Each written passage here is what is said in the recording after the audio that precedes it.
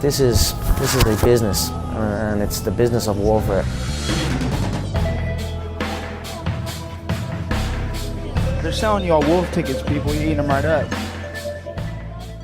Welcome back. Thanks for joining. Don't sleep.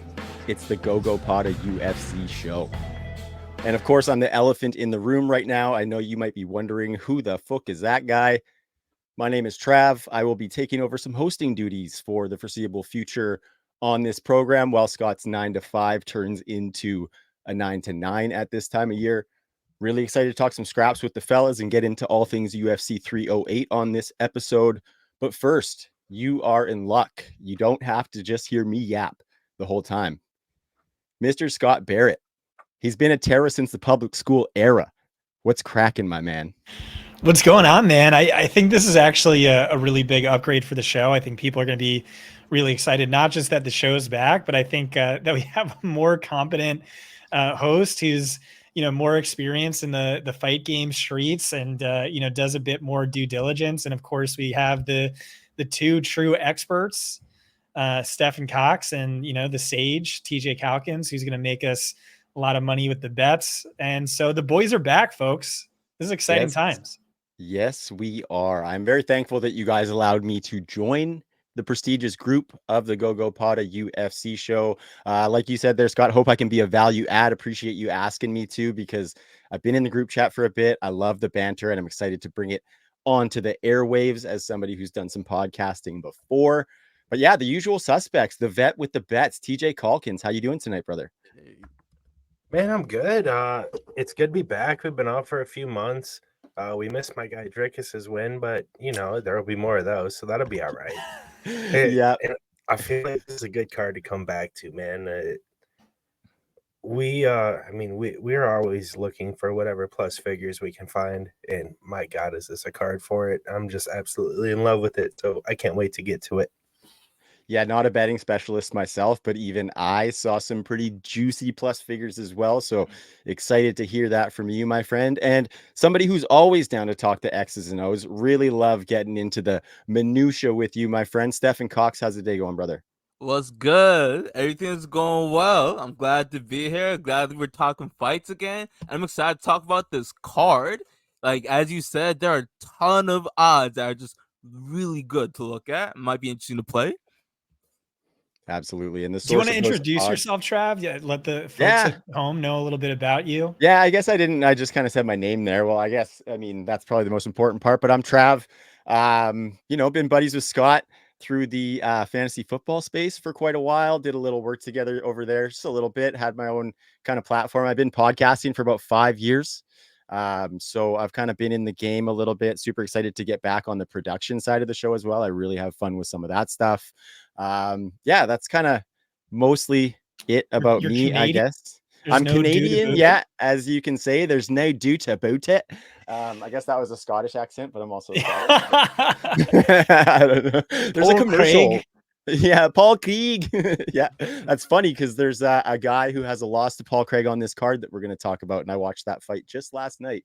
And Paul Craig's always a funny one. So yeah, that's me. I've been a UFC fan probably since I was like 10 years old. Used to watch a little bit on Spike TV when I was sleeping over at a buddy's house and his parents weren't checking in on us. We'd check into the UFC stuff because we thought it was absolutely wild, and took a little hiatus during high school just because I wasn't really one of the like affliction or tap out bros necessarily. You know what I mean? So I just kind of little hiatus from that, focused on the football and maybe a little bit more baseball then, but got really back into it in about 2018, 2019. And I've been kind of going hard ever since. So definitely not the level of TJ or Stefan as far as the knowledge of the game from the X's and O's or the betting factor, but I love it nonetheless. And so, yeah, excited to be here, man.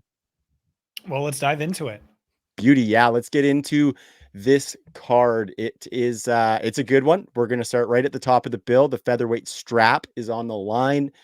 Max Holloway versus Ilia Matador Topuria. This one, gentlemen, feels like it's kind of Max's recent momentum versus Ilia's dominance over the featherweight division.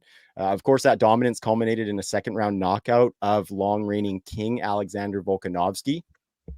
And then Max's run here, he's won 5 of his last 6. The only loss coming to Alex Volkanovski. And then the last one, obviously, that classic banger from UFC 300 with Justin Gaethje. But I think this is a really interesting style matchup, guys. Topuria is a pristine 7-0 since joining the UFC, been a destroyer from the jump. I think this is really the highest level of MMA. And I would say as far as high level, it's one of the best of the year for me. I'm really excited to see this one play out. Scott, are you as fired up as I am? And have you decided yet how you think this one's going to go? Yeah, I am so excited about this. This is my guy, Ilia Topuria. I was saying he was going to go on a long run without a loss over a year ago. He got the belt, and I think he's going to win again this week. Maybe you guys disagree with me, but he's a minus 230 favorite. Honestly, I would put it at like minus 340. But I might have my biases here, but I just think he's such a special, transcendent talent. And I think you guys are going to disagree with me a little bit. For this one and the next one, they kind of both remind me of the same, where they're both my guys who I just think are like so special, so elite. And maybe you could say they're a little untested or whatever. And the lines are a bit closer than I think they should be, because, you know, they're up against fan favorites. And it's like everyone loves Max Holloway. Everyone loves Robert Whittaker, but these guys are just different, built different, elite prospects. I think Topuria is going to go on a long run. And Holloway, you know, as good as he is, you know, he lost 3 times to Volk. It was really outclassed. He had Gaethje's number, but it wasn't that impressive of a victory to me. He just broke his nose in the first round because he perfectly timed that move where Gaethje ducks down and he has the spinning back kick and he broke his nose. So like, fight was basically over from there. But he did get knocked down in that fight. And it's just, I think Topuria is maybe the best boxer in the UFC. I think he's so much faster than Max. Obviously has insane power. And yeah, I think what happens is they go out there, Ilia stays true to his word. Within the first 3 seconds, he points to the center of the mat. Max Holloway is not an idiot. He backs down, and then the fight's basically over from there. Like, that's just a massive symbolic win. It's a massive, you know, confidence win. And like, that's the thing with like Topuria, insane confidence. He just seems to me like a man of destiny. I am not the expert here, so I can't wait to hear what you guys think. But like, as a dummy, you know, these are my dummy arguments, but like, that's what I think happens. I don't think this fight goes beyond, you know, maybe the second round. I'm predicting a finish for Topuria, but you know, I'm totally the novice, and this is clearly one of my guys. So tell me if I'm wrong. So guys, Scott clearly chose violence today. I'm not even going to bounce anything off of what he just said. I'm just going to leave the floor open for whoever wants to chime in on that. Oh, I'm ready. Get it. So I got a question to start for Scott. Yeah. How many rounds has Ilia won against top 5 competition? How many rounds? Not fights. How many rounds? If you answer 0, you are absolutely correct. And that could continue to be the case after a 5-round fight on Saturday. Sorry, well, you know where I'm going with this now. But go ahead, buddy. I think after this fight, he's going to have another 0 rounds. I'll 100% concede that his path to victory is knockout. But instead of looking at this like you know, a super well-rounded fighter that has these multiple paths to victory, in the specific matchup, I feel like this is a heavyweight fight where you have that minus 250 favorite. They're KO or bust. And if he doesn't get that KO, I don't see how he wins 3 rounds in this fight. So we're talking about a guy, Max is made of freaking granite. We saw him lose to Volk, and it kind of changed the narrative, but it is shifting back now. The Gaethje fight obviously helped with that. So we're looking at one of those things where we've seen countless times, every weight class, fighter A beats fighter B beats fighter C, and then fighter C goes back to beat fighter A. So in this case, it would be Max beating Ilia, and we just have that, well, MMA math doesn't add up, and that's often the case. That's usually the case. What we're going to see is Max's additional 2.6 strikes landed per minute, win minutes, win rounds. Ilia is going to land the heavier shots in this fight. That's not a newsflash, but knocking out Max Holloway is an absolutely insane task. So I think if you're looking at a favorite with just that path to victory, it's really difficult to lay a minus figure of any sort. And I'm going to be all over Max at plus 200. I'll throw it back to you. I think Ilia knocks him out, but I don't think he needs to. I really think just an elite bot like Max, doesn't go down, but like he takes shots, he eats shots, and these shots from Ilia might be unlike that of anyone else he's ever fought against. He is just so much faster, so much more power, and he is such an elite boxer. I could see him winning the rounds if he needs to. I love Max. Like, I hope Max wins, and I think a lot of people are viewing it the same way, and I honestly think the line should be more in Ilya's favor, and if it's not, it's because people love Max. They're rooting for Max, but I think he's in the wrong weight class. I think Ilia wins this. I want to bet on Ilia, but I will say if Max does win, I'm going to be cheering so hard. That's going to be awesome. And then maybe you see him go for double champ status after that. But to me, it's Ilia. Stefan, why don't you break the tie here? Honestly, this is a really tough fight to like call. The odds are a little bit odd. I think it should be way closer than the odds are making. All right. See, with Ilia and Max has had problems with guys who have serious power in their hands and can combination punch. Conor McGregor is a great example, and Dustin Poirier is another one. Like you made a great point when you said that spinning back kick to Justin Gaethje's nose completely changed the trajectory of the fight. Before that, like Gaethje was like they were pretty even. The fight hadn't opened up just yet. So when was that like knockdown that wasn't scored a knockdown? When did that happen? Was that first round? I think it was third. Round 3, if I recall correctly. Okay. All right. Exactly. So like he did get dropped by Justin as well. So he has that susceptibility to his game. When Max has been outstruck by people like I forget the man who just lost to Ortega. His name is escaping me right now. The featherweight with amazing kicks. Are you talking Yair Rodriguez? Yes, Yair Rodriguez. Yeah. Thank you, TJ. Appreciate that. I don't know why his name escaped me, but exactly, Yair Rodriguez. Yair Rodriguez was winning the stand-up, so Max had to end up shooting on him to take him down. So there are better strikers than Max in the division. The thing is, Ilia, his striking is just a little bit overrated. He has amazing power and like pretty crisp technique, but he overthrows so much and leaves himself out of position so often. The Bryce Mitchell fight is a great example where he was like, because he knocks people out, but he has to throw his entire life into those punches like to knock people out.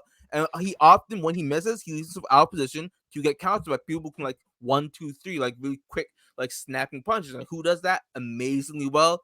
Max Holloway.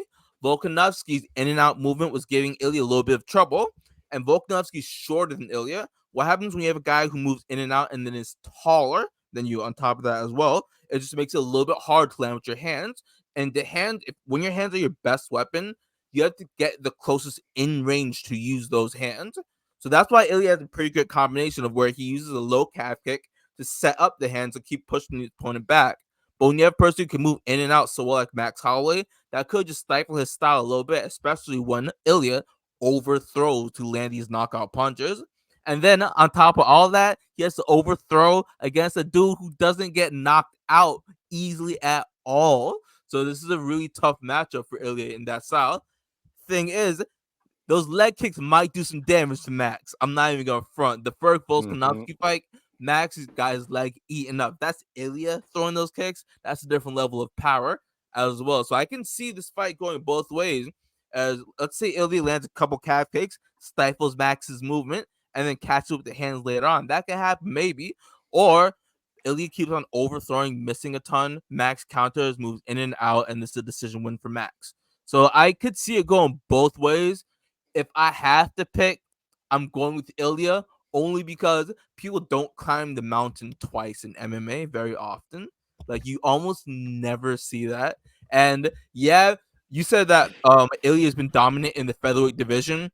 Well, Max has been dominant as well. If you just eliminate Volkanovski's name from his resume, all of a sudden that's all wins. All wins. So Max is just as dominant, except he's just against one guy.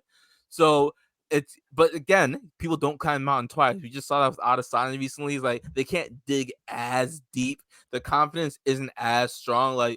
So that's why I'm going with Ilia. But I think those odds should be way closer than they actually are. All right, I have a question. So again, I think 7 years from now, Ilya is going to be in the GOAT conversation. You're going to, Max is not going to be anywhere near there after this loss. But I wonder if, all right, here's the question. If this fight somehow goes to the ground, who has the edge? Because Topuria is what, 15 and 0, and over 50% of those victories were by submission. I think he's underrated there. You just haven't seen it a lot in the UFC, but I think he's just so well-rounded. Like the way he talks about it is like he's an even better grappler than he is a boxer, but he just likes to starch those dudes. I mean, I think that's a great selling point. Maybe isn't real, but is there any chance, TJ, that one of these fighters wins by submission? There is a tiny chance, and if one of these fighters wins by submission, it's Ilia. He was a grappler first. He learned to strike afterwards, so that's his base in MMA. And he's very good, don't get me wrong. But Max is a guy that if you can take him down, I mean, he does have, as high-level takedown defense as you can get. He pops right back up. He's not a guy you can hold down. And I just don't see that as a path in this fight. Couple points I just want to go back to. Between Gaethje and Ilia, do you think Ilia cracks harder than Gaethje does? Is there going to be some difference in the power coming at Max in this fight than what he faced in the last fight? I think no, but if someone has a strong... Is it Ilia versus like an oxygen-deprived Gaethje with Max up in weight? I think in this weight class, yeah, you factor in the weight, you factor in the broken nose, it's for sure Ilia, in my opinion. Also, I think it's not necessarily the power of Ilia that makes it a little bit more dangerous. It's the precision. He places those punches very well on the chin. He's not like landing on people's foreheads when he's throwing these punches. So yeah, he's throwing his all into it, overextending sometimes, but he lands in very good spots. Like I've heard some perfect on the chin. So he's getting that torque on the head, getting that rotational velocity, getting that brain to shake within the skull, and that causes the concussion, which caused people to fall. Which again, you hear fighters break down this fight where it's like, oh, I think Volk just shouldn't have taken that fight, and if he had an extra 9 months of rest, maybe things would have went differently. Because it confirmed my priors, I was not already. No, Ilya's just the chosen one, and it's time. But I think that's a fair argument to be made.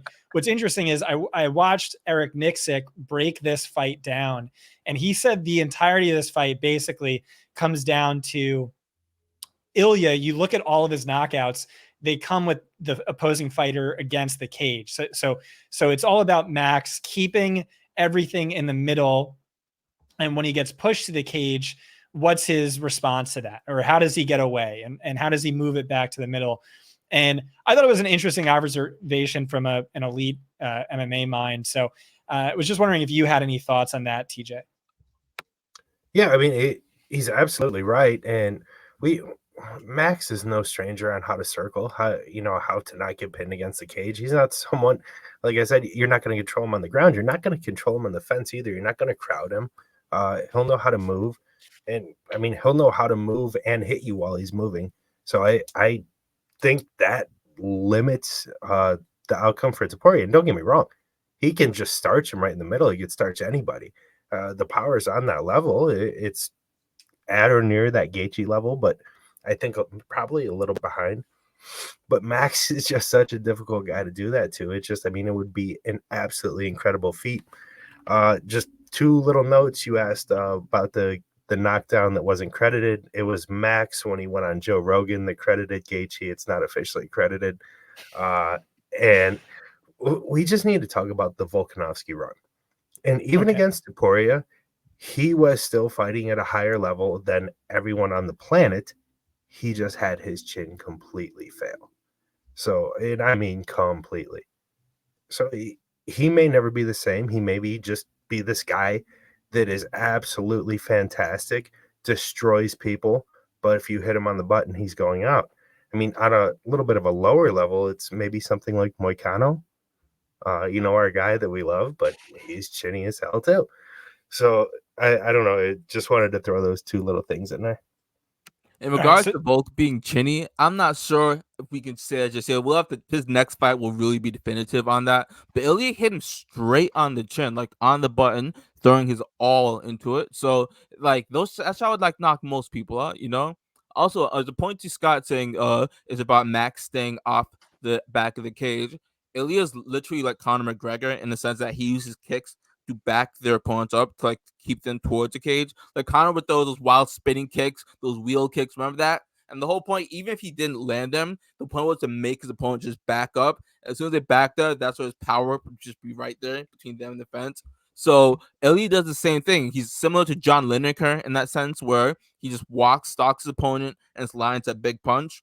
I think one major way he could take advantage of it is that Ilya is that he could just land head kicks. Because Ilya, the way he's keep his hands up, like he is susceptible to kicks. And Max is very underrated kick. The Gaethje fight show that. So I believe that Max has a bunch of tools that he can beat Ilya with, and we don't know what Ilya's chin is like either. Because Max is going to land on Ilya a lot when he does overextend. That will happen. So it's gonna be like how Ilya reacts to that. But again, I think Ilya has the little bit better chance because of that power. But I think it should be pick him, to be honest, not like a 2-1 underdog. you said something right there that I just wanted to you said he's exactly like Conor McGregor in that, but I just want to say, like, I don't know if you've seen the edits or like the retweets from Conor McGregor about how like Ilya is clearly the world's biggest Conor McGregor fanboy with the matching tattoos, and how he like word for word emulated like his most famous press conferences. So great point. So that's what we'll see this week. If he loses, I might back off my Ilya fandom, and he's just like a wannabe Conor. But I think as a fighter, I think he has the potential to go on a similar run as prime Conor and be just as exciting. And so here's how this works, Trav, as the resident host. Now you get to chime in. You get to say whatever you want, whatever you think happens. You could ask follow-up questions if you have follow-up questions. But at the end, you need to give an official GogoPoda recommendation based on what the three of us have said and you yourself has said. Maybe Ty goes to the sage TJ given his track record, but ultimately you have to make the official call. The official call in case. So how much does betting come into play on the official call? Oh, it's who wins, but then you could say no official bet because we're split or the odds aren't juicy. All right. So well, those it doesn't matter, things. boys, because they're the same. Because I'm going fucking Max Holloway on this fight, fellas. It's 2-2, and there was a whole lot of material that you guys threw out there that I could easily bounce off. But I'm on Team TJ on this one, fellas. I think the Gaethje similarities are there. Now, maybe not 100% from a technicality perspective or whatever, but Gaethje's a guy that likes to get into the pocket, unload those combos. Gaethje's also a guy who probably has the most powerful leg kicks in the UFC. And Scott, where I object to your compromised oxygen point is that Justin Gaethje just recently got his nose fixed. And prior to that, he'd been fighting his most of his career compromised as far as oxygen intake had been. And he is still was the fighter that he was before the Max fight. So I think it did have a big effect on the fight against Gaethje, but I don't think as much as you maybe are giving it credit for. I think Max's piece-up job in that fight was really nice. And if he brings that game plan in against Ilia Topuria, I think he can get that win outright, let alone on that betting line. Because plus 200 to me, no brainer. You're putting a little cheddar on Max. It's kind of a dog or pass type deal. Maybe Ilia in some parlays, but straight up is rough. That's kind of where I'm sitting. I think Max can win this fight outright. Not now. All of the stuff that you said about Ilia could be true, right? I just think you're not giving the alternative option maybe enough credit as far as Max coming out here and doing what we've seen him do many and many a time. So I really think that's the case. Love the call about head kicks. I think Yusuf Zalal and Jai Herbert both got Ilia Topuria with head kicks. Jai Herbert almost put him out.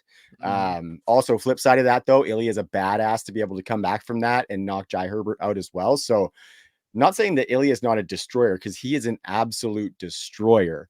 I just think Max's game is probably not the best for him, because Max can stay off that cage.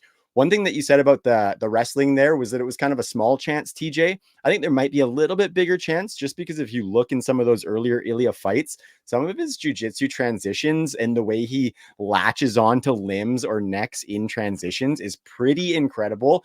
Couple of switches that I've never seen before he did in those. So I think he's better by far, maybe not by far, on the ground than he is on his feet. That wrestling could be very dangerous for Max, I think, but I think Max's prowess getting up is kind of what makes me not think that is the route to victory here, if that makes sense. All right. Since you went against me, I have to get in the last word. When did, if you accept my thesis that the broken nose with his nostrils jammed into his orbital really shaped the total impact of the fight. Like, he did a great job game planning, nailing that spinning leg kick whenever he ducked. But outside of that, or that's what decided the fight. So throw that out. When was the last time Max Holloway had a victory as big as Topuria's win over Volkanovski? Look, if you look back, it might be Jose Aldo. Maybe.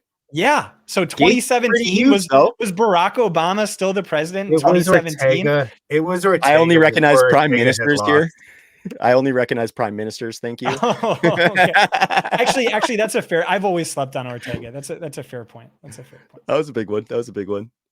But yeah, I mean, he's been at the top of the bill ever since, fighting all the guys who are supposed to be the top next contenders. Yeah, like Jung Chan Sung.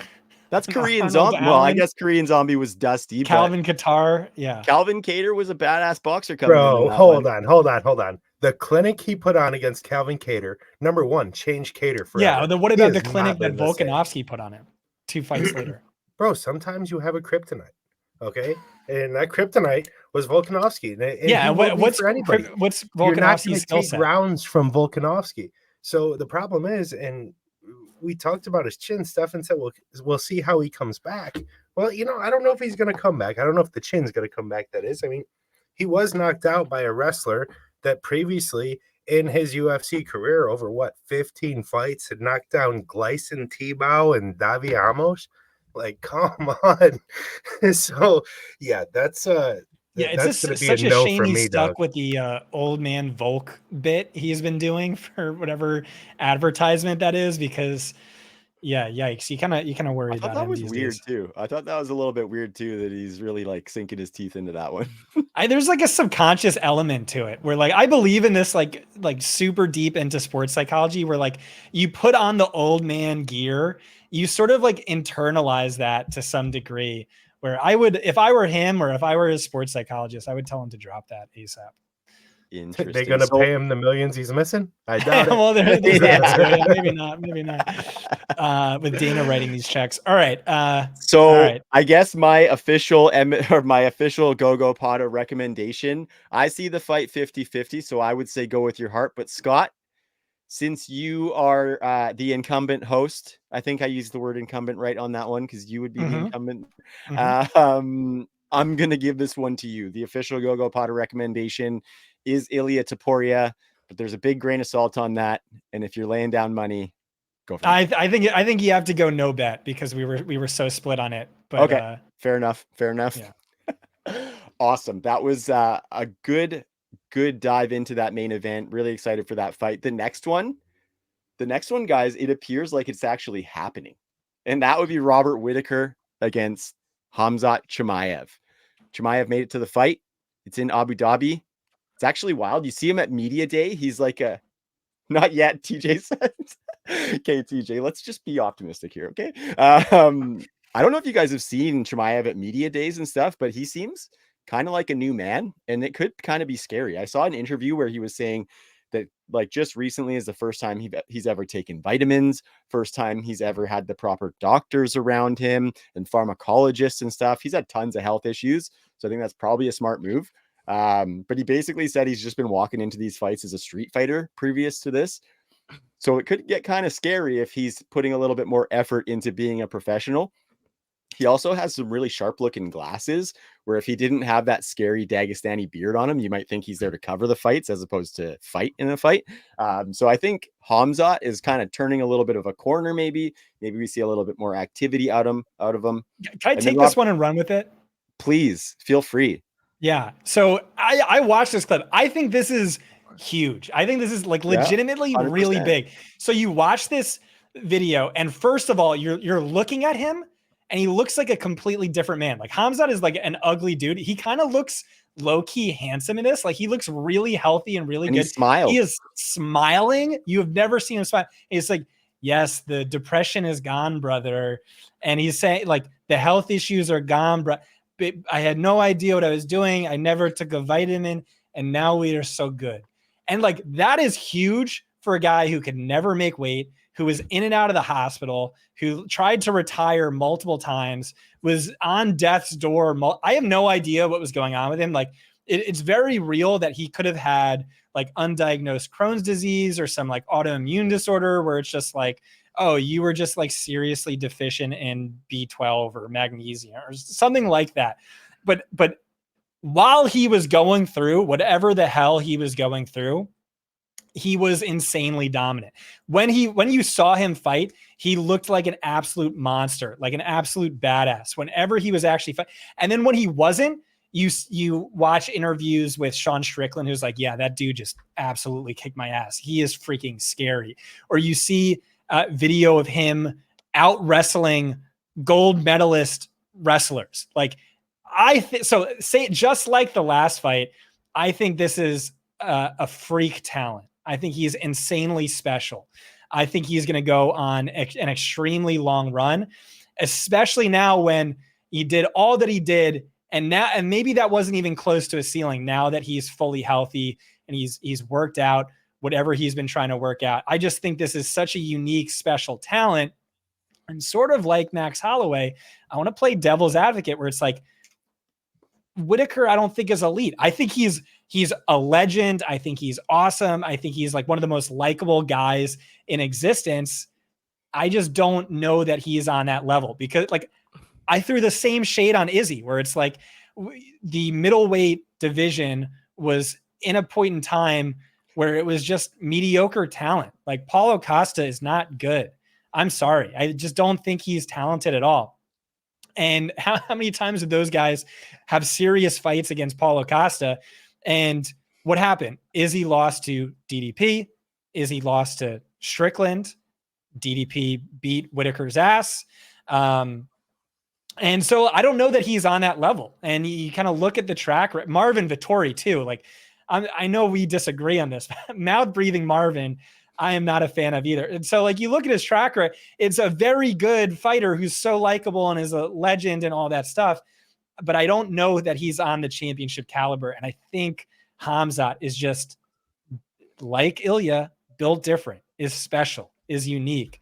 And so again, I think a lot of people look at this line minus 245 and I'm saying, I could see myself betting that. Okay, somebody get in there before Scott takes his pants off. Yo, what are you talking about? Yo, first of all, again, I need to say I am not the expert. I'm a novice. I don't know anything, but this is how I'm right sometimes. Go ahead, Stefan. I'm sorry. Yo, I knew this was bad when he started off, but he looks handsome. like I knew everything afterwards would be objective. Yo, like where do we even start with that? You got me. Okay, well, first of all, I think we start. Rob isn't championship material. The former champ, not championship material. Like, I mean, not in the current state like, what are we talking of the about? Middleweight division when you've got a DDP, you've got a Sean Strickland, you've got some more up and coming names. I don't think we've ever seen a talent. Easy work. Sean Strickland would have ducked him so hard. All right. Sean said, "No, did. I don't want to fight Rob. Please, let me just wait out for my title shot." Even though when I got my title shot the first time, it wasn't really earned. That thing. You know what I mean? Like, yo, Rob is 100% championship caliber. You take Izzy, you take DDP out the division, the top two people. I think Rob is starching Strickland. Strickland didn't want to fight Rob. And on top of that too, like Rob beat Yoel Romero twice in his prime. Like Rob is elite when it comes to his striking and when it comes to like his mix of striking and grappling. If he's getting outstriked, like he will take the person down. Like in regards to the Khamzat, man, these odds are crazy. Like you said, like Khamzat's like looks great in fights. Khamzat hasn't been in too many fights. He's like ran like bulldozed a couple of opponents, but whenever he meets resistance, he looks painfully average. Look at the Gilbert Burns fight. He got dropped badly in that second round, like just overexerting himself. I will cut him some slack. Khamzat thought after a great first round executed, Khamzat thought Gilbert was easy work, so he decided to like rush in and try and finish him, and he paid the price. So I can kind of understand that. Then with the Usman fight, like he tore a ligament in his hand, so I can cut in some slack there as well. But on the feet, he didn't look fantastic. And one problem I see with Khamzat is his head just stays fixed on the center line. Like when he's out of range, like super far out of range, he'll do some head movement, like moving. But as soon as he gets in close where it actually matters, his head is like right there the entire time. There to get hit. And I think Rob Whittaker has faced wrestlers who are just got a decent overhand before. Yoel Romero is like a perfect example. Olympic silver medalist. He had trouble taking Whittaker down. Yeah, DDP got Rob Whittaker down for sure, but I'm not too sure Rob Whittaker thought DDP came to wrestle, and DDP's a strong guy. So Robert knows Khamzat, he's going to try and shoot a blast double. Khamzat's style of wrestling is very good for MMA. I will say that his blast double allows him to take people down from a very far range. But after like 2 rounds out, let's say he doesn't get the finish, then what? This is a 5-round fight. Every 3-round fight, literally every 3-round decision Khamzat has won. The story afterwards is, if that was 5 rounds, though, I don't know. That happened with Burns and that happened with Usman. What everybody was saying, now he's going to face someone who hits harder than Usman and Burns, someone who's bigger, someone who's harder to control. It's just, I think it's a tough matchup for Khamzat. If Khamzat wins, like, then I'll be a believer again for sure. And that's like, and all respect to him. But nothing Khamzat has shown me so far tells me that he can beat someone Rob's caliber the way he has before. And Khamzat winning a 5-round decision, like, I will see. Maybe he wins the first 3 rounds heavy and then loses the next 2, but that's the only way I really see Khamzat winning a decision. And maybe Khamzat lands that nuclear missile of a right hand that he sometimes has, because he has 1-punch KOs against Aleksander and against Mearshart. So like he does have that power, and that could very well happen. Robert Whittaker is susceptible to a lead hand southpaw jab, which Khamzat dropped Gilbert Burns with. So he definitely has a couple punches that could hurt Whittaker. But I just think the championship experience, the power, the size, and the cardio is going to be a lot for Khamzat to handle. And Robert Whittaker isn't the type of guy that gets finished early unless he's draining himself seriously for a weight class or against Adesanya. You know what I mean? So we'll see. But I think the fact that Khamzat is such a favorite is crazy. I think that's insane. But so I'm going to go with Whittaker. TJ, where are you sitting? I just want to start by saying how handsome Bobby Nux is. True that. Yeah, he's a handsome dude too. So, man, let me tell you something here. Khamzat, we haven't even covered maybe the biggest elephant in the room. Well, I take that back. His cardio is absolutely the biggest elephant in the room. He has a 1-round tank. But the second is, just because he's had a middleweight fight does not mean he's ever fought a middleweight, and he has not. Bobby Nux is the most well-rounded, biggest guy he's ever fought, and it's not even close. I mean, I don't want to take away from the guys that Khamzat fought, because, I love me some Gilbert Burns. I love me some Kevin Holland. But, Holland took the matchup with 12 hours till fight time because Khamzat missed weight by 9 pounds. So I don't know. What have you actually done? You said, I smash. That's your biggest contribution to the UFC at this point. I kill everybody. I smash. You can't come fight in the States. There's probably like 6 countries you're allowed to fight in. So where are you actually going to defend this belt if you ever go get it? I mean, let's be honest here. Bobby Nux in 10 years on paper has 1 loss to Drickus and 2 losses to Izzy, or I think only one of those were actually a loss to Izzy. So 10 years, the man has lost to 2 fighters. And I'm sorry, Khamzat to me is not this generational champion like the other 2 we're talking about. Okay, so does Khamzat get a takedown round 1? Probably. Does he get some control round 1? Probably. We saw it against Usman. Morons called that a 10-8 round despite him landing literally four strikes. Like, how is a 10-8 round without damage? Come on now. So does he win round 1? Maybe, possibly. I could see it. Round 2, highly unlikely. Round 3, impossible. Round 4, odds of winning Powerball twice.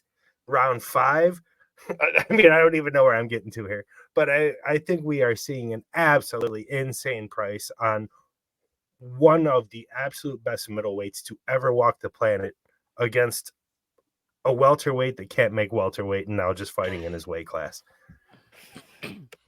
Yeah, Scott, you can pull those pants back up, brother, because I'm in the same boat there. I think Whitaker has too many tools. You know, I definitely agree with the gas tank.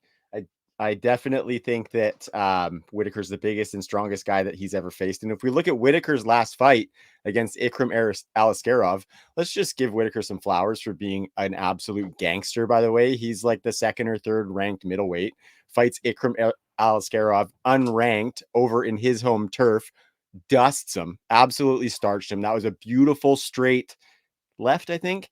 And then that money uppercut to just flatten him was awesome. And Ikram Aleksander was supposed to be that up-and-coming wrestler boogeyman for the 185 division. And also, Khamzat Chimaev says that of the hardest fights that he has ever had, Ikram Aleksander is the hardest fight that he ever had. Wow. Bro, Ikram's going to beat a lot of guys. Before the really UFC they fought. But yeah, Ikram Aleksander is way better than Robert Whitaker made him look. And I could see that path potentially in this fight. I think it'll be harder than that, obviously, but man, I think Khamzat's in for a tougher test than you think he is, Scott. Yeah, just so you went against me, I get the last word. I think those are all great arguments, especially the fact that this is a 5-round fight and not a 3-round fight. And Khamzat's cardio is questionable. I mean, those are all really good arguments. I just don't think it gets that far. I think I think an admission was I was focusing too much on Whitaker's second to last fight, where Paulo Costa, who I've always had a problem with or always thought was insanely overrated, only if one of those rounds was 10 seconds longer, would have won that fight against Whitaker, but not putting enough attention on his really tremendous win against Ikram Aleksander. So there's all that. And I do think you guys are underrating the fact that Khamzat was cured of Khamzat Chimaev disease and might be, might have more gas in the tank this time around. But yeah, great arguments all around. I still think I'm right, but well argued. Maybe it comes down to who's more handsome. Yeah, as it usually does. Yeah. Do you know why Whitaker had to fight Aleksander? Because Khamzat fell out. Yeah. Sorry. He only does 3 things. All right. He misses weight, is on his deathbed and can't make the fight, or he just absolutely destroys someone. And so or wins a exceptional at all of them against Usman and Burns. All right. Next fight. By the way, Usman beat him. That was 29-28 Usman for me. No. It was pretty close. I think I had it. I think I had it. Khamzat draw at best. Yeah. I think he broke his arm, right? What was it? Or You're he tore given his that ligament? 10-8. That 10-8 first round is crazy to me. So there's no draw because I feel like it can't be a 10-8 when a man lands 4 strikes in a round. He doesn't get a 10-8. No, I can see Khamzat winning rounds 1 and 2. He came really close to tapping Usman in that first round. Nah, really close. I don't know about that. The GogoPoda UFC show rolls on. Before we get into the last 2 main fights, fellas, Scott, I appreciate that you're bringing fire today, especially for my first episode. It's really getting the juices flowing, making me feel welcome. But before we get into the last two, I just want to thank our listeners for being here, sticking with us, and remind them to subscribe to that YouTube channel. Brand new. This is our first full-length episode posted on there. There are a couple of shorts posted, the tails of the tape for all of the main card this week. And of course, follow us on x.com, but we are now selling by the gram. So follow us at GogoPoda UFC on Instagram as well as X. And that's where you can find those tails of the tape. We got some other stuff cooking as well. Lots of fun. But for our audio listeners, I mentioned earlier that you can find us on Spotify this week, I believe. Usually the show was on Apple and Spotify and all your favorite platforms. But as I'm taking over some of the producing duties, I had to start a new podcast feed. So it's going to take a couple episodes for it to get approved to go on Apple. So bear with us. We will be back up there as we go through this relaunch of sorts. And in the meantime, enjoy us on that YouTube channel and subscribe. And please feel free to leave a comment for us there. We love chatting with the people. So love it, guys. And let's get into these next, actually 3 fights. My apologies. First one we're going to talk about here is the featured bout between Aleksander Rakic and Magomed Ankalaev. This one is fun. I'll be honest, guys, it's really hard to look at this fight without thinking that Ankalaev's management should be jailed for him not getting a title shot by this point, but I digress a little bit. Ankalaev comes in undefeated in his last 12 fights. That includes a draw and a no contest, the draw being against Jan Blachowicz in that undisputed title fight, no contest being against Johnny Walker for the illegal knee.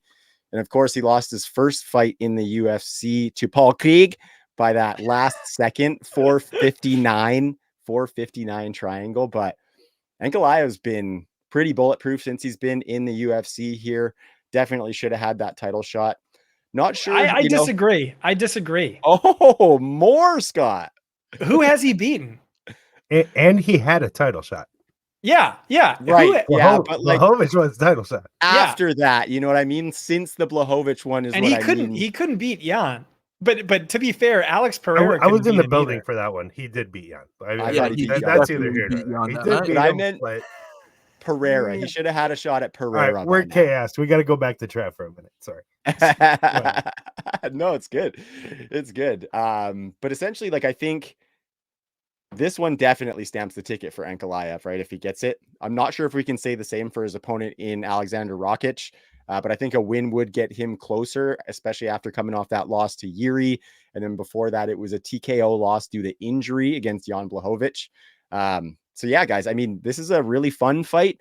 I think Rakic presents a lot of tools. I think Magomed Ankalaev is a more willing striker than a lot of people give him credit for.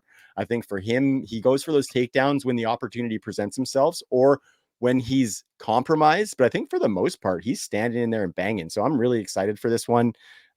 Floor is open, fellas. TJ, Scott, if you got any more heat to drop here. Yeah.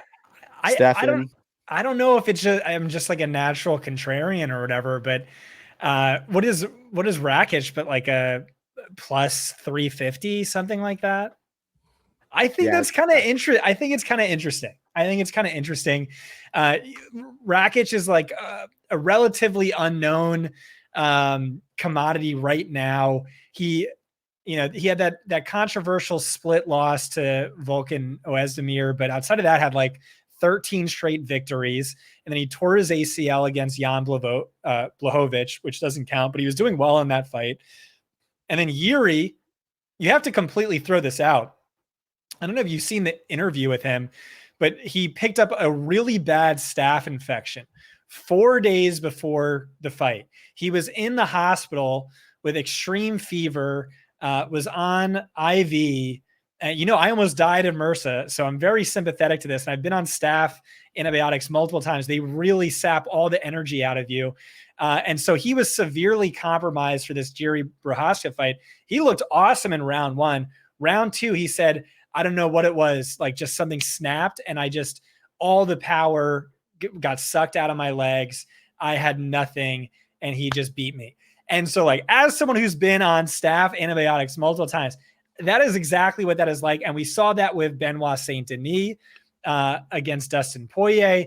And so I think you just throw that out. The problem is, his last win came in 2021. And so, yeah, it's just a bit of a question mark But are we sure Ankalaev is that dude? I mean, a win over Johnny Walker, that means nothing to me. A win over Anthony Smith.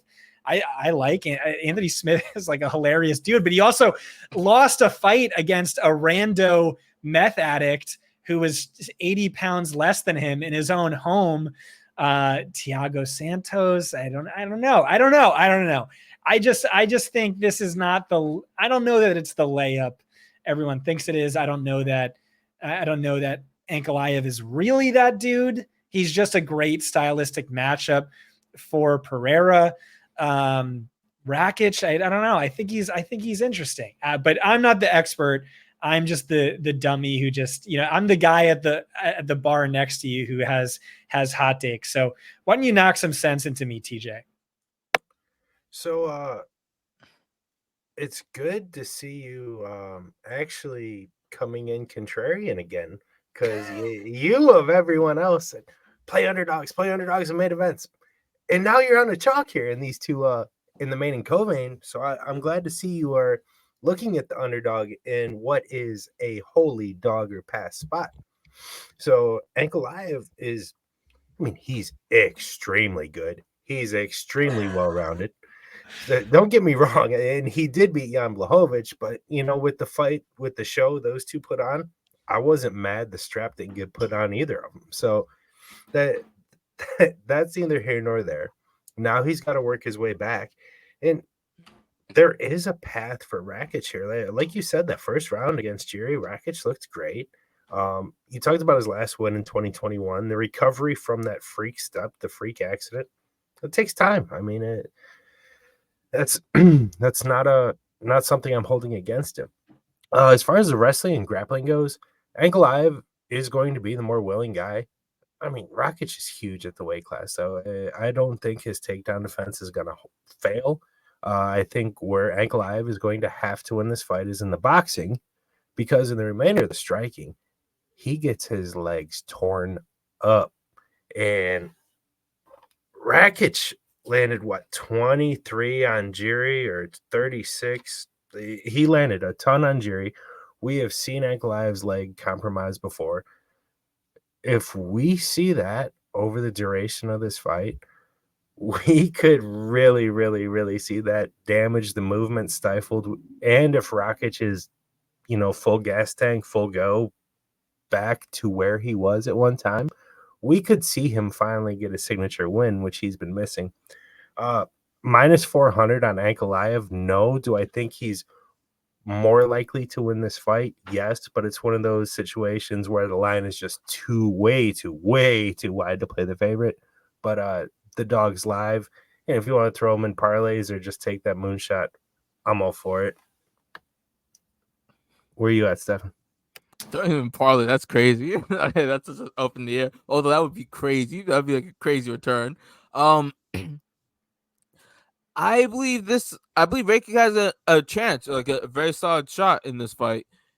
If what you're saying is true in regards to, and what Scott was saying, in regards to the turmoils he was enduring right before in the lead up towards the fight, that changes my thoughts on the fights like a lot. I had no idea about that at all, because from a technique standpoint, like one problem that Ankalaev has is that he does not check kicks at all. And when he was fighting Jan Blachowicz, it's crazy because Ankalaev is a southpaw, so he's fighting orthodox, but like he was getting eaten up with like a round kick to like the inside, and that's crazy because that kick comes from a mile away, as opposed to when two people are the same stance. So like the fact that you're not even checking the kicks out of like take a longer distance to travel towards you, he didn't begin to check those once. That means that he just does not check at all. And if that hole is still there in this game, I think Rakic could really take advantage of that, because he was eating Yuri's legs up in their most recent fight. And against Jan Blachowicz, like he really did not do anything when it came checking those kicks. So if Rakic does that, his height might make it a little bit of give Ankalaev some trouble. Ankalaev is a striker first, like Trav definitely mentioned. And he's very solid on the feet, like very good hands. He doesn't really have games like changing power Yeah, he knocked out Walker, but your Walker is like a glass cannon, like one of the best examples of a glass cannon, like you've seen MMA since Alistair Overeem, basically. So, in regards to hit Ankalaev on the feet, like he could really do some damage to Rakic. Again, what Scott said about that sickness is crazy because Rakic was looking great in those first 2 rounds, and then out of nowhere, I mean, he got tagged in the second round towards the end for sure, but he was still looking good. If he really lost all of like his power and ability and to fight like well in that moment, then I could see him maybe perform better against Uncle If he can keep that up because it's only 3 rounds and his height makes it hard to deal with. So I still have Ankalaev winning this because Rakic hasn't had a win in a while, and I just think Ankalaev is just gonna be tough to beat. But especially because he mixes up too well. So I believe if Ankalaev is smart, like he'll mix up the takedowns and strikes and just get a good decision win. Yeah, I think that's what I'm seeing too here. Just to kind of I love what you said about that sickness. I saw that too, Scott, and I think that's really interesting because Rakic really just has all the tools, right? He does have good takedown defense. He'll wrestle if he needs to. The striking is fantastic.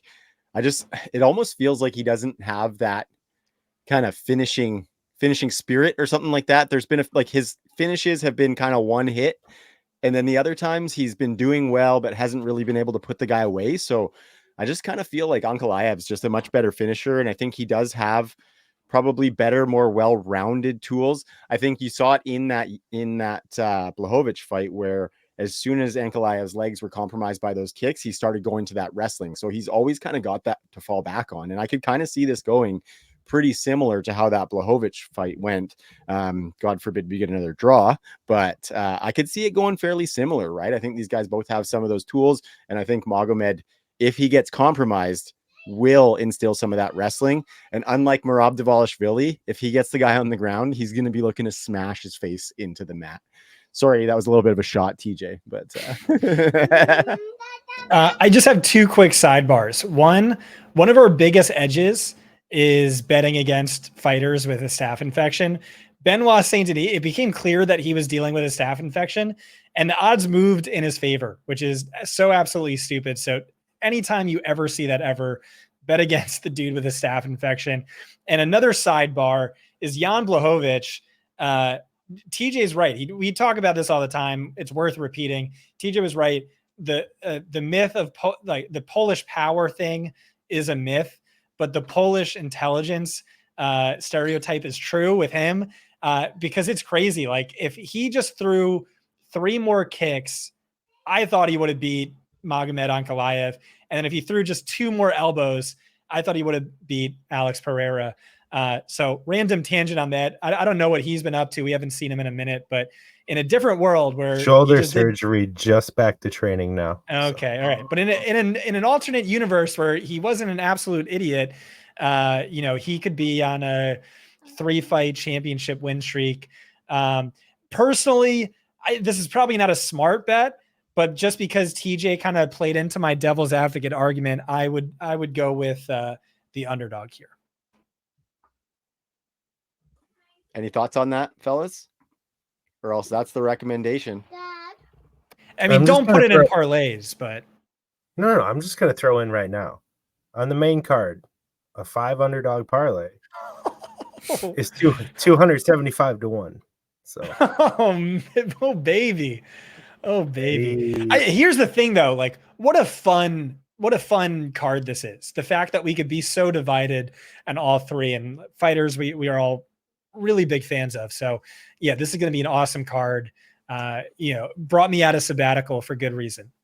All right, fellas, thank you for holding the fort down there while I had a couple of kids breaking in. For any of our audio listeners wondering what that background noise is, that's just my brood here. So love the wrap on the Ankalaev and Rakic fight there, gentlemen.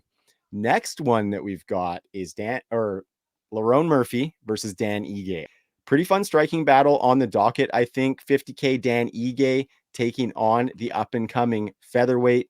We know Ige will get off that massage table anytime and throw down, Of course, coming off that close loss to Diego Lopez on extremely short notice, like 4 hours short notice. And guys, like, I'm never going to forget the video of Dan Ige walking into that arena, just blacked out from head to toe with the shades, the duffel bag. Looks like he's bringing in a bunch of cash. He's got the black shirt, the black pants. Kind of reminded me of Lil Wayne from I'm a D-Boy, if you guys recall, where he comes in, black hat, black shades, black diamonds, oh behave. So that's what Dan Ige was doing in that fight, because he put on a really good showing on short notice against Diego Lopez, almost beat him in that third round, but did take the loss there. And then Lerone Murphy's been around a while too, guys, since 2019, but he's not so much a household name yet. He's undefeated in the UFC, 6 wins in a row, and then a draw previous to that in his debut. Super exciting fighter. I was watching back some of his fights, really clean combos, willing wrestler for an Englishman who probably doesn't have that wrestling background. Goes into easily his toughest fight against 50K Dan Ige. And I will say that I love that these guys are getting one of those feature spots on the main card as well, because I think they both deserve it, especially Dan Ige. Stefan, let's kick to you first here. Do you think Lerone Murphy is the real deal? And is he ready for this kind of test? And maybe how do you see that playing out? I think Lerone Murphy is very good as a striker. He's got great in and out movement. He doesn't have the greatest power, but he's very solid combination and seems to be able to follow a game plan very well. The things with Ige is, like, I like Ige a lot. He's a tough guy. He's been having like a bunch of tough fights recently, so that's why he's hasn't necessarily had too many great wins. But so, like, I definitely can like see Ige winning this fight, especially like if he comes to fight, makes it ugly and shoots takedowns and decides to implement his grappling more. I think he has a very solid chance of winning this fight. So I think I'm gonna go with Ige on this one. I think if he makes it a dirty fight, he can win. But Lerone Murphy is very legit. Like, I could see him winning like a very good technical, strategic fight. He's like Leon Edwards, just with a little bit more volume in that sense, and like just a little more aggressive. But he's very technical, precise. Like, honestly, very entertaining to watch. So, but I like Ige, and I just, if he can make it dirty, I think he can win with his wrestling. TJ? Yeah, so Stefan's 100% on the right track here. The cleaner this fight is, the more Lerone the Miracle Murphy is going to look like a minus 285 favorite. That said, I don't think Ige is going to give him that clean fight. I think the closer Ige gets Murphy to trading one bombs is going to be better for him. The more clinch time he gets, it's going to be better for him. I don't think Ige is a guy that's just going to just prey in the clinch. He will attack takedowns. His jits is very good as well. Whether he gets them, that's another question.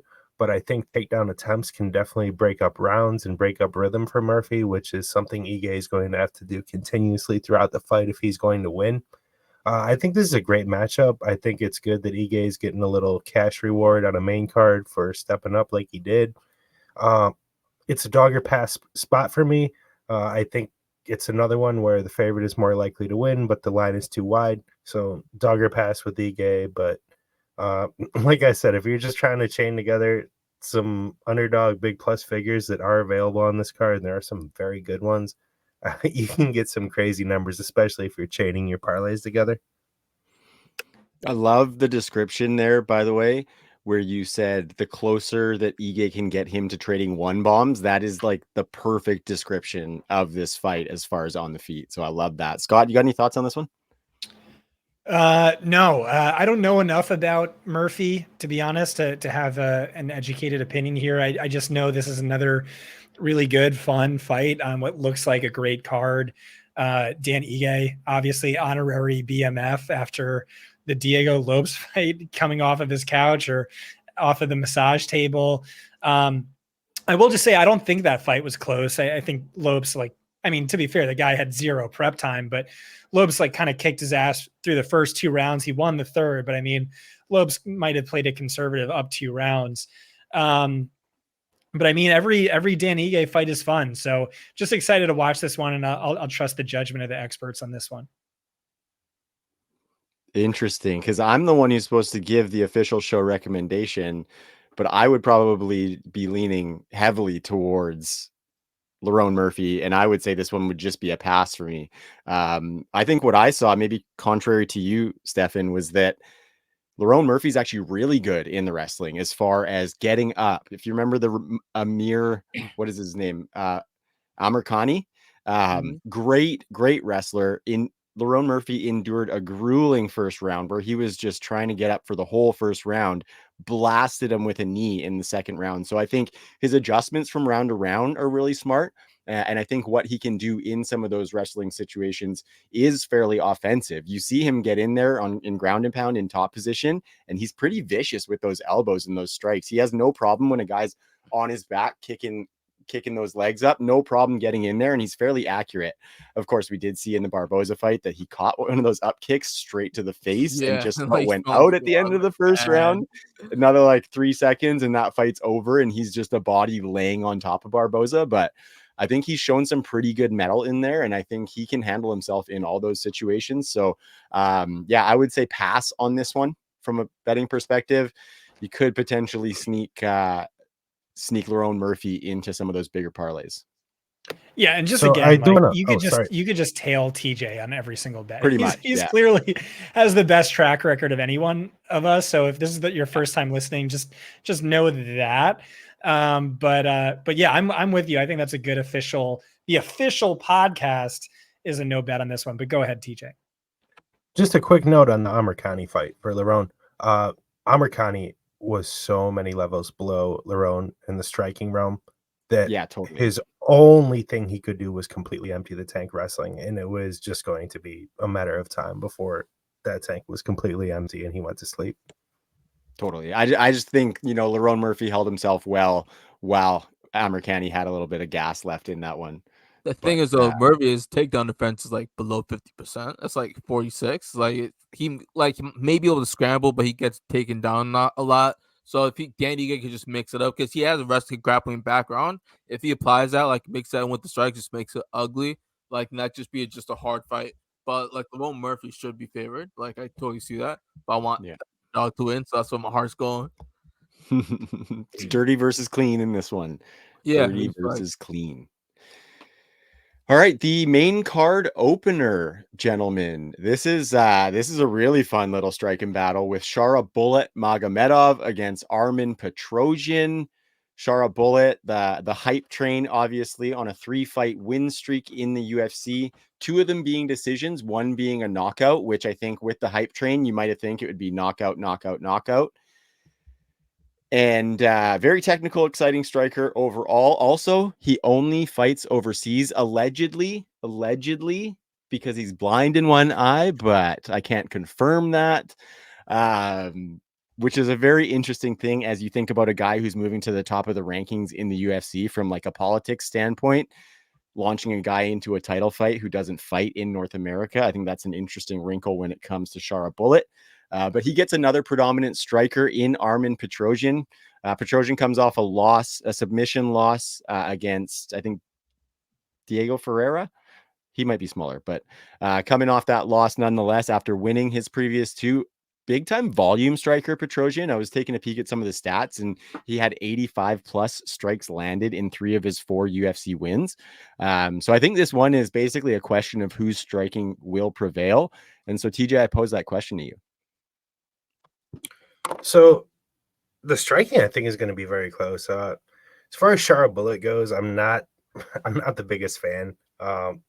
When we talk about ways to get at fighters, there's a really simple way to get at this guy. And he's kind of, I don't want to call his opponents true cans, but he's had an easy road. And his first UFC fight, Bruno Silva. Okay, Silva has had 9 UFC fights. He landed 3 takedowns on Shara, controlled him for 7 minutes. In his other 8 fights, he's landed a grand total of 0 takedowns. So we are looking at a guy with wild holes in his game. And Petrosyan, if I understand this correctly, has trained with the guy before. So if the striking goes south for Petrosian, which we have not seen that happen in the UFC to this point, he's truly got a plan B and he knows the opponent. So the thing that makes me really lean towards the underdog Petrosian side is Shara Bullet does not have knockout power. He's a technical striker. He throws in volume. He lands a lot, but he is not a guy that is sleeping people with one shot. I don't think we're going to see that at all. I think he's just got the look. I think he's got the activity, so people want to see him, which I understand. But I think he is now reaching a point in the UFC and being on a main card of a pay-per-view, maybe for the last time, but he's reaching a point where the deficiencies in his overall skill set are going to catch up with him. And I definitely lean towards the underdog here. How about you, Stefan? Yeah, I think what Trav said was like a really good point. Like he's got like such a favorable lineups of UFC opponents. It's like someone likes him up there. Like someone really appreciates him. Shara. I think if Petrosian isn't smart, like he'll just take him Shara down and like make the fight quick and easy. You know what I mean? Like the path like the what's called least resistance. I've always wondered what happens if a fighter just pokes Shara just like once, you know what I mean? Just one time, give him a poke, you know what I mean? This is what I said. Outstretched, or just target your jab toward the eye socket, you know what I mean? Like what happens They when make the call. his vision They goes make the blurry? call to Like, the bullpen, and Bisping comes in. giant hole. You Pops take the out. -1 point deduction and it's on an automatic victory. Like Ooh. that is the -1 point optimal Yeah, strategy right. here if you're in his corner. You take the not even warning is what you actually meant to say, and then you move on with the Right, fight because exactly. you know the Yeah, first throw a eye poke's groin not kick even in there getting a too while warning. you're at it. Yeah, he's gonna be he's all right. So like I really think if they just like start targeting the fact that there's one eye, I wonder what happened. Like that's just like I'm just fucked up. Like that's messed up if you think about it. You gotta be like a serious competitor Pretty to like diabolical, go yeah. that DC far. Like, would do like that. the Are you most kidding? DC elite- did that twice in every fight. Yeah, if you ain't cheating, you ain't trying. Yeah, DC would try to Freddy Krueger him, man. But I could see it being a really entertaining, fun back and forth striking match. I think Shara has like the small advantage just because like he throws a little bit more than Petrosian. But besides that, like I think I'm gonna go with Shara, but like I can see it going either way, honestly. But it's gonna be entertaining.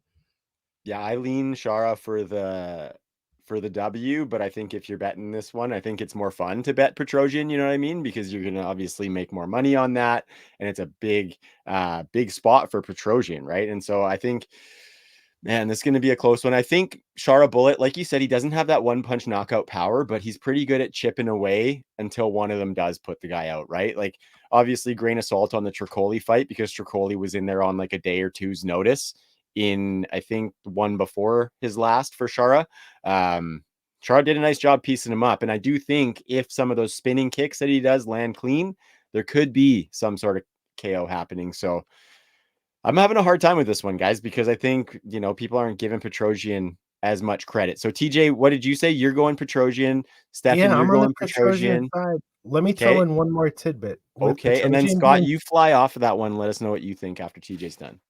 With Petrosian being 4-2 in the UFC, his 2 losses are against 2, I don't know, like godlike grapplers. Caio Bahaio beat him grappling, and the black belt Hunter Rodolfo Vieira. So I don't know that we're ready to see a striker, especially one that isn't going to really earn and take respect early in the fight. I don't think we're going to see that in a striking matchup. Yeah, my thoughts. I don't think Shara Bullet is as good as the UFC wanted him to be, but I still think he's really good. I think he's better than this fighter.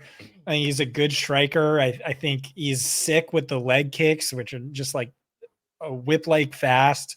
I think he wins this fight. I think he's also like a really cool, fun dude to root for. He just looks so badass.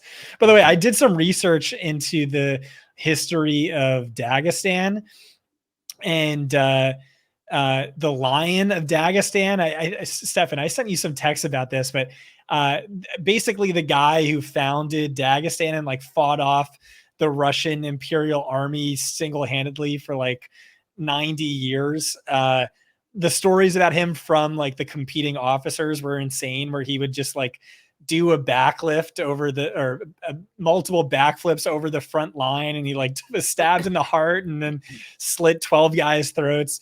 So yeah, never want to bet against a Dagestani fighter, especially in Saudi Arabia. So I would go with Shara Bullet in this one personally. I feel like Scott gave us a callback to the Sopranos episode where Paulie and Christopher are chasing the guy through the woods. Oh, he killed 33 Czechoslovakians.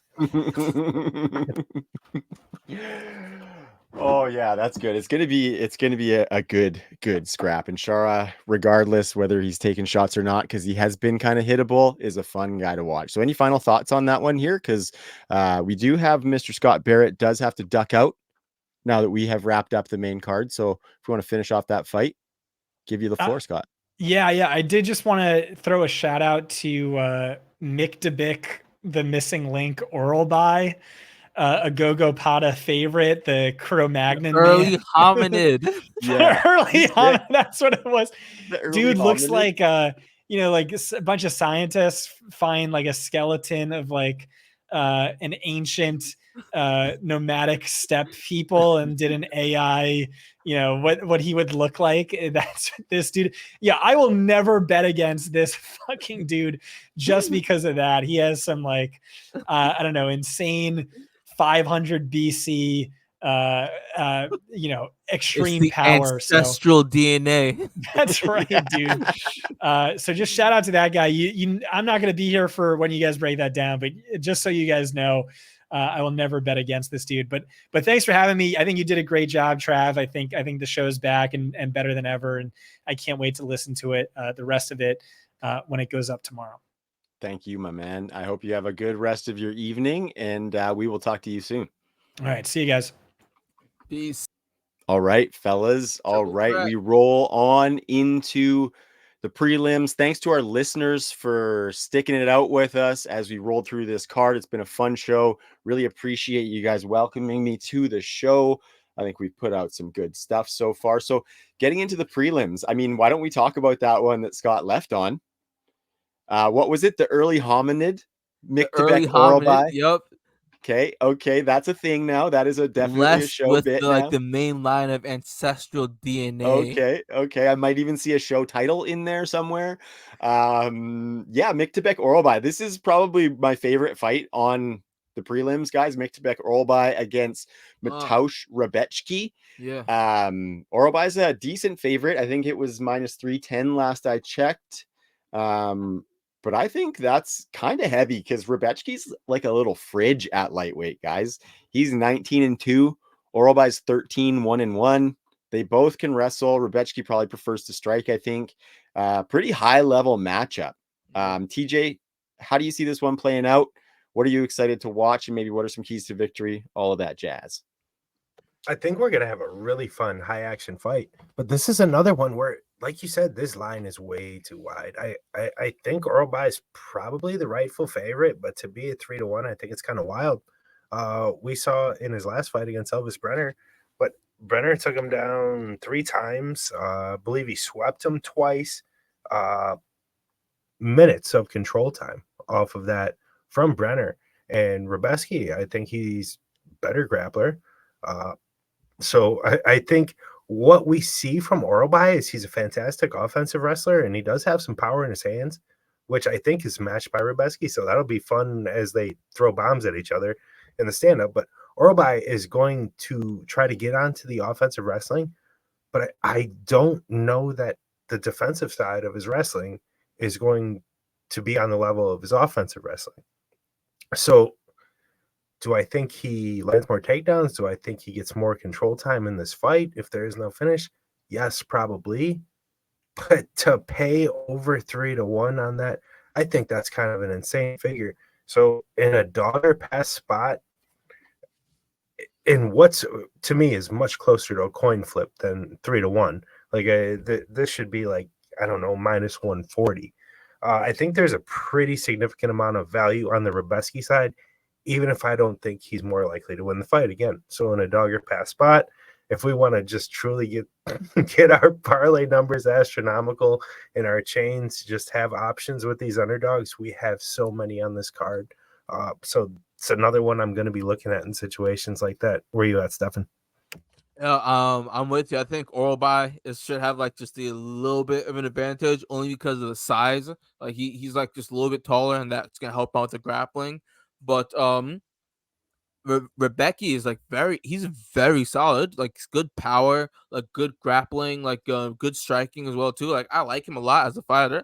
Like he's definitely not it's not a guaranteed win for Orbai whatsoever. Orbai does seem to have like some different type of like strength as well too. He's got that early hominid ancestral strength, so like he like his takedowns are very solid, and like he's got a ton of finishes as well. Like he's a great fighter, so I think he should be favored, but like, don't be surprised if like Rebecca is like stuffing these takedowns and then all of a sudden like landing good strikes on the feet as well. Like I think this is a great fight. I think but I think Orbai just because of the size and the length of the limbs. Also, it's gonna be interesting because like they're both southpaw orthodox, so that's gonna mean so like whoever has a better single leg like might have like a little bit of an advantage just because that lead leg is just like right there all of a sudden. So yeah, that's what to look out for.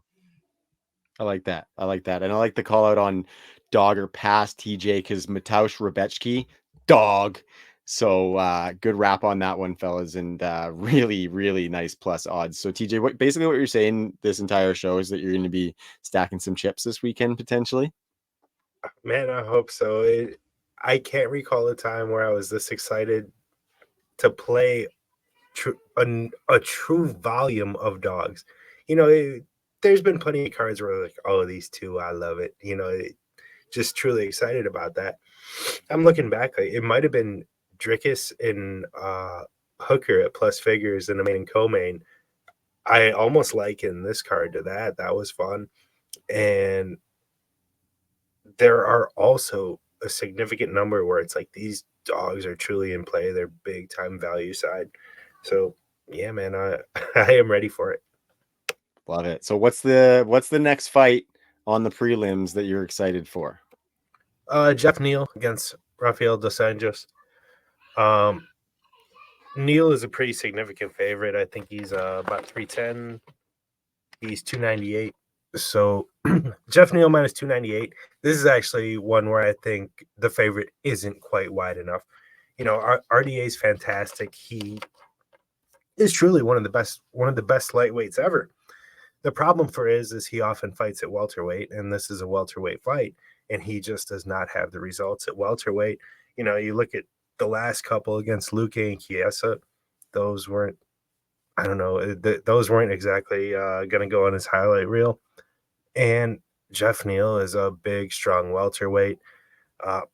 People don't take him down. And I think RDA's only path here is in the grappling. I think Neal is just as crisp of a striker, but he's way more powerful. And just because Jeff Neal has taken a couple losses lately, and I'm not, we all know where we stand on what's his name, Gary, and how I feel that fight played out and who won it. We don't need to go there because Gary just makes everybody angry. But yeah, I think Neal's gonna put on something similar to what he put on against Bilal in a very similar fashion. Yeah, I'm with you, and I think Neal, arguably, like as you said, Neal easily could have won the Gary fight with a different set of judges, and I think RDA is he's older now, and like at age 40 in the lightweight division, that's like ancient. Like Jan Blachowicz can get away with it in the higher weight division, like light heavyweight, but not lightweight. It makes a very big difference. So I think he just has a better hands, and he's going to be hard to take down. So RDA, he does have like a really great body kick that he likes to lead with. He's got good low kicks as well, and he's got like solid combinations. But I think Neal is just a little bit sharper on the feet, and like he has more power as well too, and it's the size on top of that. So you like bundle that all together. It's just a difficult fight for Rafael dos Anjos, especially because this is Rafael at welterweight. You know what I mean? Like this isn't lightweight Rafael. So is the bigger like him, Neal being the bigger man, the younger man as well too. More power, like amazing takedown defense. Like, geez, that's a lot for Arya to overcome.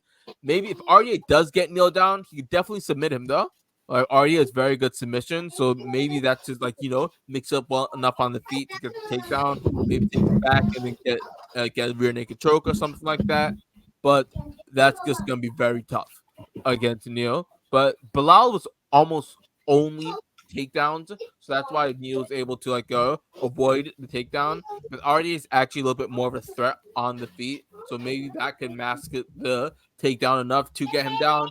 But that's a big if, so maybe. But I think it's most likely Neil walks away with this, unanimous decision or like a TKO. And I think Bilal Muhammad's takedown power is probably stronger than RDA's too. You know what I mean?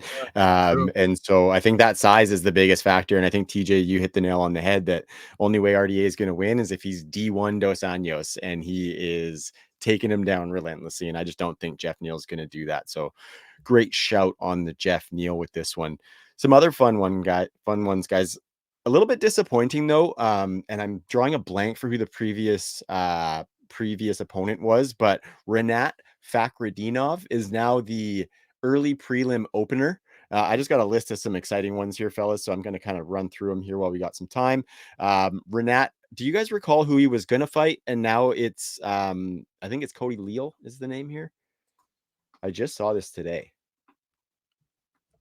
Yeah, it's a debutant named Leal and Carlos Leal. Yeah, and it's so without remembering who I am blanking on who the previous opponent was. I am curious to see anyone that can test that gas tank of Rinat and survive that first round. And when I saw the line open at Rinat minus 270, guess what we got to throw on the pile of underdogs? Another underdog. So I think Leal, what is he, plus 220, plus 225? There's another one to throw in there and look at. Mm-hmm. Yeah, and I just kind of, obviously this one would have been better with that previous opponent who I am looking up. But I just wanted to make sure we chatted about Rinat because he's been in some pretty exciting fights. But Stefan, why don't you kind of cap that one off and move us into another prelim fight that you're excited about? So in regards to Rinat, I think he most likely will walk out with the win if he can get his takedown. Yeah. Carlos Leal is a solid striker. He's pretty good, pretty accurate, and his decent power as well. So he could definitely tag Khanat because Khanat, I'm not even gonna approach that last name. He was hurt with a couple body kicks at, towards the end of his most recent fight, where it ended up being a draw. So if Carlos maybe target the body, and maybe land some solid head strikes and keep Khanat off of him, then maybe he can win a decision. But being such a last minute opponent, generally last minute fights go it favors the wrestler. Because the wrestler still just has to take person down striker. It's they have to prepare for a wrestler, and that's just a little bit more annoying. So that's why I'm gonna go with Khanat over Carlos Leal. But maybe Leal gets it done, but most likely not. The thing about Rinat Fakhretdinov, he's not one that can do it for 15 minutes. He's got an early tank. And he's very good, and he's got good front chokes too. But when that fight gets into round 2, round 3, you almost have zero expectation from anything big from Rinat.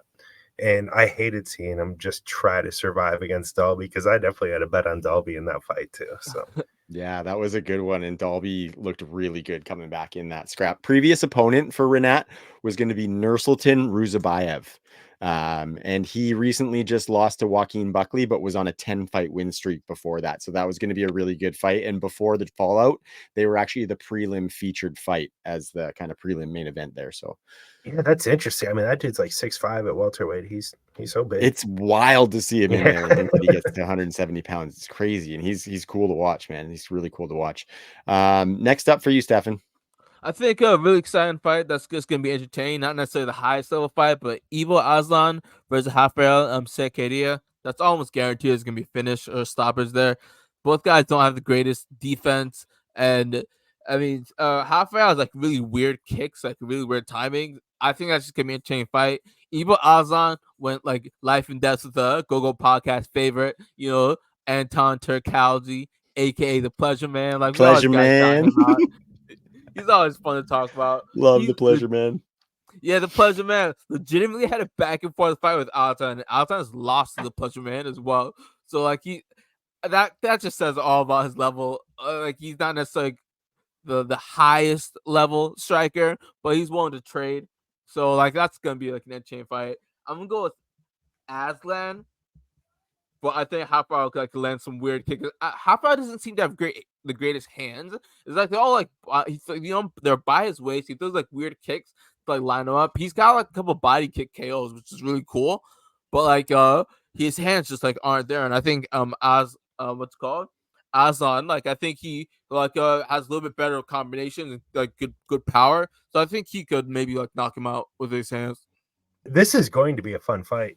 So this debutant, I'll tell you what, it's really, really, really hard to find any sort of film on him whatsoever. Sakara. But Aslan, let me tell you what, he trains at Extreme Couture. He's going to have put the time in. He's going to come out and be better every single time. He beat your guy, the Pleasure Man, the last time out, knocked him out third round. So I don't know if you guys saw this, but there was a little clip of him and Sean Strickland, and Strickland was just kind of telling him, yeah, you did everything you could do. And what did he say? Well, yeah, I want to I know you guys want me to knock him out, but I put in the time. I want to submit him. So and now we've seen Aslan actually flip to underdog today, which, I mean, he's still a minus figure, but he has flipped to underdog. So that's just another one that I think I'm going to be on. There is a big element of unknown in this fight, but I think I'm going to just make the educated guess there and be on Aslan. I love it, gentlemen. I love it. We've also got Abus Magomedov against Bruno Silva on this one. Abus came in. Bruno Ferreira. Sorry. I just put Bruno on the notes there. I didn't thought lots of Brunos, but Abus, if you recall, he came in with a little bit of hype too. I think his first fight in the UFC was scheduled to be Paulo Costa, but it was actually maybe Sean Strickland. So he came in with decent spots on cards. What do you guys think about that fight? I think Abus is rightfully favored. He's got really long legs, like good kicks from distance. And Bruno, he's like a little bit chinny, I think he also, what's it called? He's just the reach is just isn't on his side for that one. I think Bruno could absolutely like land something strong because like he's like one punch knockout power, so like he can really land it. But like I don't think he's as good a striker as Abus. I think Abus can like stay away from him and use his use his length to like to stay at range, like pick at him to win. So that's like I can see Bruno winning by like a one punch, but I think Bruno, I think Bruno's gonna end up losing it. Is it Bruno or Bruno? It's Bruno. This is a weird fight because either guy can finish early and either guy could gas. So I believe it was the second UFC fight for Abus where it was a main event where he got Strickland, and I think Strickland got him out of there in the second round. So I just think we've seen more from Abus gas tank in his most recent fight, and that'll kind of lead me towards that side. But this is not a spot I'm excited to throw money at. Love it. Okay, guys, we got I got probably a couple more before I got an out here. So Stefan, why don't you give me your next favorite prelim card? I think it's a weird. If the odds are right on this fight that I'm thinking of looking at right now, this is crazy. But Kennedy and Jakul versus Chris Barnett. Like, what is up with those odds? A plus 500 basically. He's plus 490. Chris Barnett. Kennedy is not a heavyweight.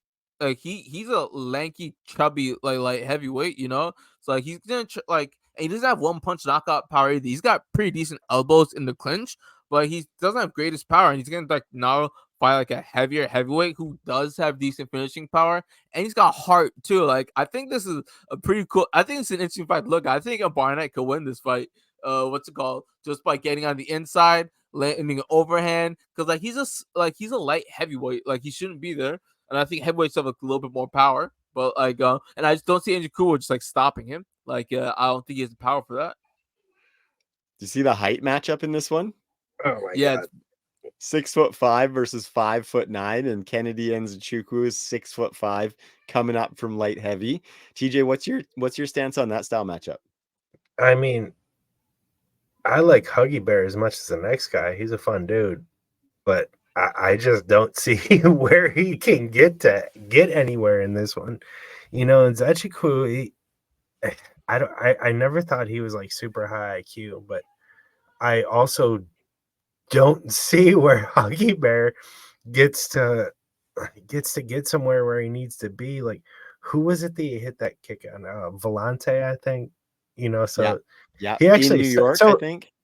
so he does have a win against a light heavyweight already, to Stefan's point.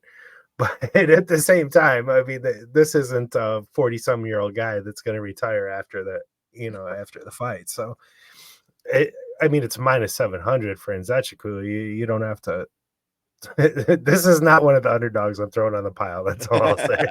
All right. I mean, All right. St. Preux beat Nzechukwu, man. Beat him. Like, St. Preux beat Kennedy. You know what I mean? The African savage. So like, and St. Preux is on like the end of his career at the moment, and like he's gonna fight a guy who's larger with way more power. I think he doesn't have the same power to like match him, like the match with to like the match fire with fire there. I think this is that fight that Barney could definitely win. But I think just the odds are crazy. Just like that, like a plus 490. Like, what's going on here? Like, yo, they got no faith in him. And Yeah. again, like the Kennedy's best option win is gonna be a decision, and that's to win 15 minutes now with a heavyweight who has one punch knockout power. Like, just you can't, the odds you get in cars like a little bit higher. Like that. I like that. 2 fights left. Real quick, fellas. Bruno Silva, Ishmael Nardiev. Who's winning? Where you betting? Yeah, Ismail is not UFC caliber material. Like, although Bruno Silva has like a bunch of losses, and I think he still is UFC caliber as a striker. I think what's called Ishmael is also, he's too small. Like he's like a welterweight. He's not even like a real middleweight, you know. So I'm going with Bruno Silva on this one. Yeah, he's had a couple like tough losses, but he got his eyes poked out against Weidman. So like I'll cut in some slack there. And Ishmael, like, he's fought in the UFC before, and he's lost a bunch of times, and he's fighting a larger man. Like, unless Bruno Silva's like completely washed, he had a close fight with Alex Pereira. You know what I mean? Like, he tagged Alex Pereira a bunch of times in their fight. So like, it's not like he's awful. Like, he's a solid striker. Like, that's like, unless Ishmael becomes like a D1 wrestler all of a sudden, like, I think Bruno Silva, like, he should be favored in this fight. Another dog on the pile, TJ? You know, I don't think so. But these guys both have plenty of holes in their respective games. But this is actually Nardiev's second UFC stint now, and they brought him back, and they are going to know more than we do as to why. So I think we might see a why, because his results have not been pristine. After the release, it hasn't. So it's very curious to see why this happened. So I just have a hunch that either Mick or Sean or somebody knows something that, basically no one outside of his gym knows. And there's a reason he's back, and maybe he does something spectacular or got a lot better. We'll see. But I guess I lean to the Nardiev side. Also, it's like Bruno's, I don't know, just a guy, completely just a guy. I don't care how bad his eyes got poked at this level against Weidman. That was not a testament to say, hey, I should still be in the UFC. And if you want, I can put a bow on this thing. There's 2 other fights to look at: Said Nurmagomedov against Santos. I think this is a good favorite. Favorite that's probably not wide enough. Multiple paths to victory, great front chokes, better striker, so much cleaner. And then Bashrat against Hugo. That one is way too wide. I think highly likely to win, but 400 would be way better than 700 in that spot. Nice, fellas. All right. Well, we got to wrap here. This has been an awesome show. TJ, Stefan, really, like I said, really appreciate you guys welcoming me in, letting me be a part of the show. You guys have been rocking for a while. I know you guys are a tight-knit Well group. done today, sir. Thanks, man. Thanks. I Seriously. love it. It was good to get back behind the mic and get in the lab. Excited to put this one out. Dropping on Thursday, and make sure you go check out the socials, of course, Instagram and X at GogoPoda UFC. Tales of the Tape up there. I'm working on some fighter profiles, guys, and some other graphic stuff that we can get for the people. And then, of course, we're going to get a graphic up with TJ's picks. Might do something with all of the pod recommendations as well. So stay tuned for that and keep her dialed with the socials. Subscribe to that YouTube channel. Remember that we are on Spotify for right now, working on getting it to the other platforms. Yeah, it was a good show, fellas. You got any parting shots for the people? Okay. Have a great weekend, everybody. Hope everyone has a good time for UFC 308. Stacks the cheddar because it's always better. Thanks for listening. Peace. This is a business, and it's the business of warfare.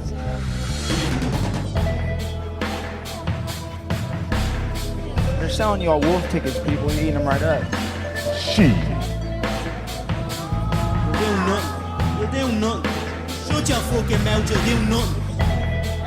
I'm not surprised, motherfuckers. Their game plan is to go in there, hit them with some good shit, don't get hit, and come home with a pocket full of cash.